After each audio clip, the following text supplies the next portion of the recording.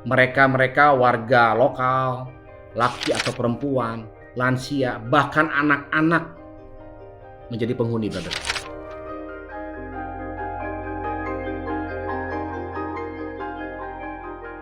Di hari raya Paskah atau Natal, Brothers Home akan membuat sebuah pertunjukan, yang mana dimaksud pertunjukan ini untuk mengundang para donatur internasional. Mereka disiksa, diperbudak, diperkosa, bahkan kepalanya ada yang dibenturkan kepada tembok.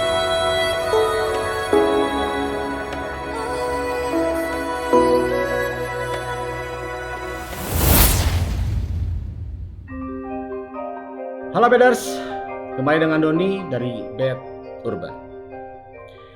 Kali ini gue mau ngebahas tidak tentang horor, tapi ada sebuah cerita tentang Korea Selatan. Korea Selatan pernah mempunyai masa kelam.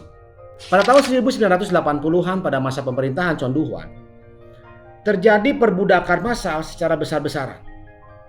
Pada waktu itu sebuah fasilitas kesejahteraan sosial didirikan dan disokong oleh pemerintah. Berdiri di kota Busan dengan nama The Brothers Welfare Center atau lebih dikenal dengan Brothers Home. Seorang mantan militer dan prajurit, Park In-keun, adalah pemimpin Brothers Home. Awalnya yayasan ini atau fasilitas ini dibentuk atau didirikan untuk menampung semua para tunawisma yang ada. Pemerintah menyatakan pada saat itu Brothers Home adalah surga bagi para tunawisma, dengan maksud untuk memberikan sebuah kehidupan yang lebih layak, tempat tinggal, makanan yang cukup, serta keterampilan yang diharapkan penghuni pada waktu keluar dari fasilitas tersebut akan mendapatkan status sosial yang lebih layak di masyarakat. Tahun 1986, Korea Selatan ditunjuk menjadi tuan rumah Asian Games. Pemerintah Han Chun pada waktu itu bersiap-siap untuk menghadapinya. Sehingga pemerintah Han Chun pada waktu itu mengeluarkan peraturan 410 Purify the Street, yaitu membersihkan semua gelandangan tunawisma dari jalanan. Mereka memanfaatkan hal ini. Untuk mendukung program ini berhasil, pemerintah tidak segan-segan mengeluarkan dana yang cukup besar. Brothers Home dianggap adalah fasilitas yang terbaik dari lusinan fasilitas yang beredar di seluruh Korea Selatan. Brothers Home memberikan keterampilan untuk setiap para penghuninya, dengan mendirikan beberapa bahkan lusinan pabrik di dalamnya itu seperti membuat alat mancing, membuat alat tulis kantor, membuat pakaian, sepatu, bahkan logam ada di sana dan juga banyak lagi. Penghuni diminta untuk bekerja, memperoleh keterampilan, sehingga pada waktu saat mereka keluar nanti diharapkan mereka bisa bekerja sesuai dengan keterampilan yang diajarkan di fasilitas tersebut.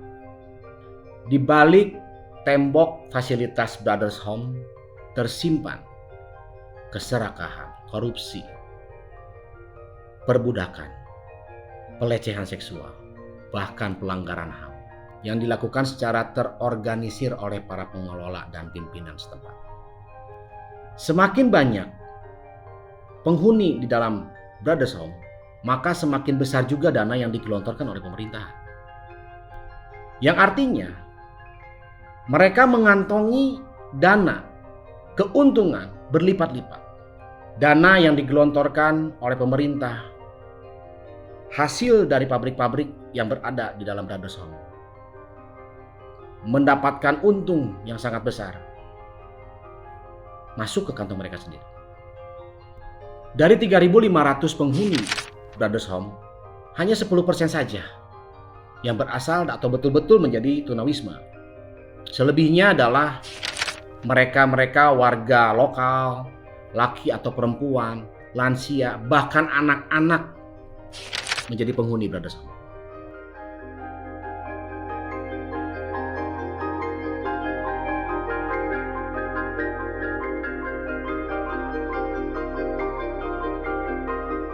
Han Jong-sun. Han Jong-sun pada waktu itu berusia 9 tahun.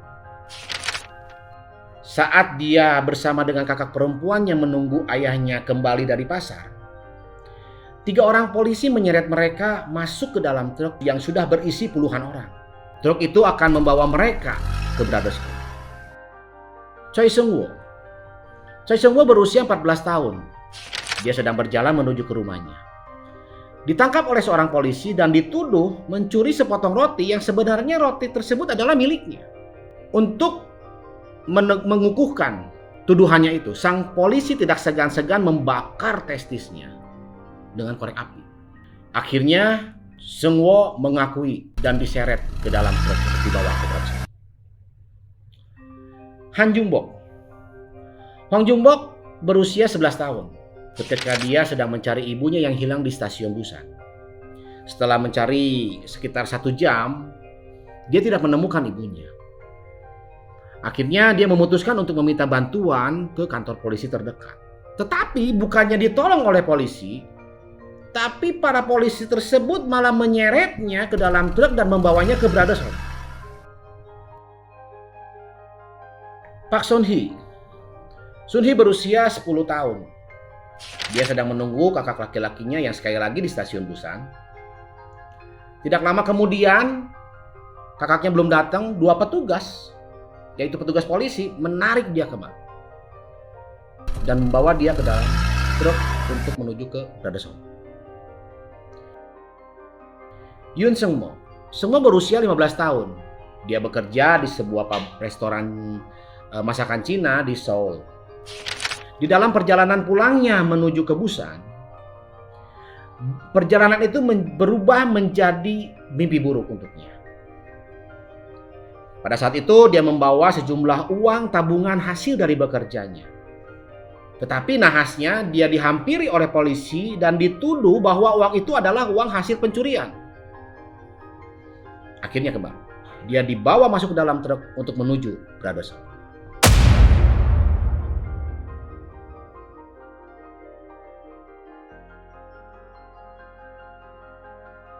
Lima cerita anak ini merupakan sebagian kecil dari cerita-cerita orang yang dibawa ke Brothers Home. Mereka semua yang dibawa ke Brothers Home mengakui dan menceritakan saat mereka tiba di Brothers Home itu, mereka ditelanjangi. Mereka disemprot dengan air dingin dengan maksud untuk dicuci badannya sehingga bersih dan memeriksa mungkin apakah ada tato di dalam tubuhnya. Dan mereka diberikan seragam dengan sebuah inisial angka di bawah bajunya, layaknya seperti tahanan. Mereka disiksa, diperbudak, diperkosa, bahkan kepalanya ada yang dibenturkan kepada tembok.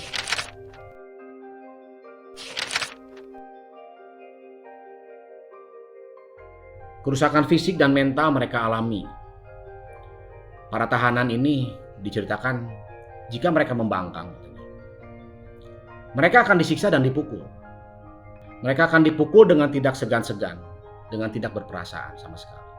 Bahkan ada seorang wanita yang pada waktu itu masih berusia sekitar 17 tahun. Diperkosa secara brutal setiap hari oleh komandan yang akhirnya hamil. Banyak dari mereka mengalami kerusakan fisik, kerusakan otak. Tidak hanya mental mereka, tapi ada yang mengalami kelumpuhan permanen. 근데 그 거친 동네에서도 내가 내 밥벌이 하고 사는 놈인데 누구들이 뭔데 이 놈들아 나를 이렇게 가둬놓고 이래 강제 일을 시키냐 이 하면서 대들고 싸우니까 나한테 돌아온 거는 이제 5명에서는 달라붙어 다 우리 집단 폭행을 한 거지 이제.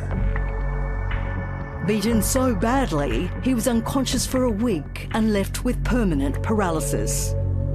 그러니까 묶인 상태에서 콩쿠르트 바닥에 머리도 찍고 그때 일어나 보니까 난 진짜 깜짝 놀랐습니다. 왼쪽 팔다리가 움직이지 않는 거야 이게.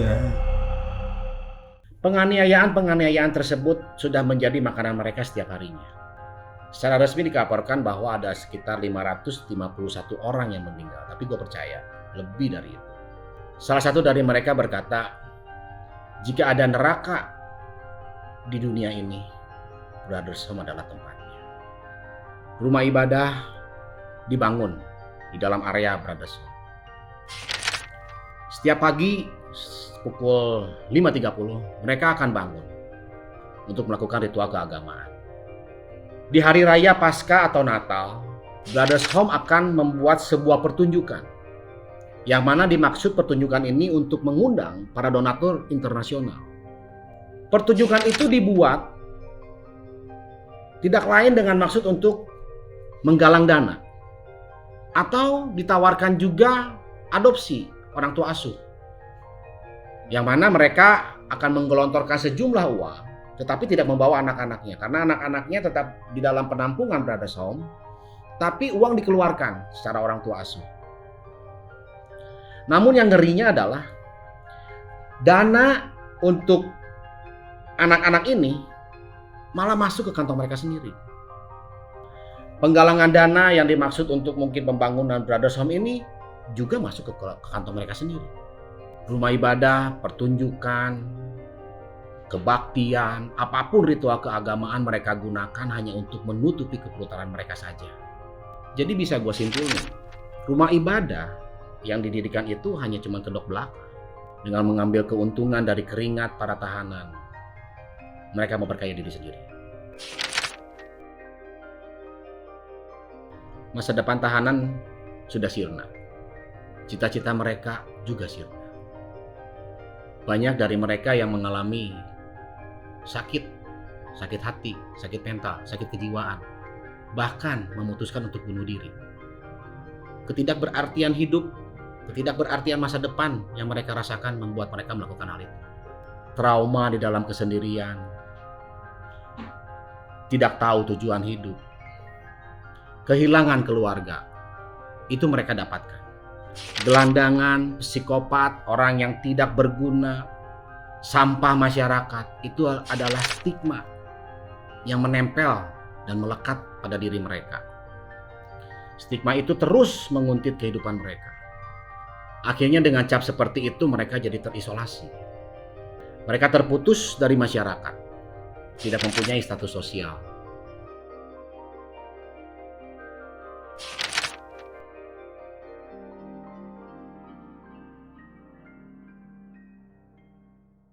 Masa lalu telah menghancurkan mereka.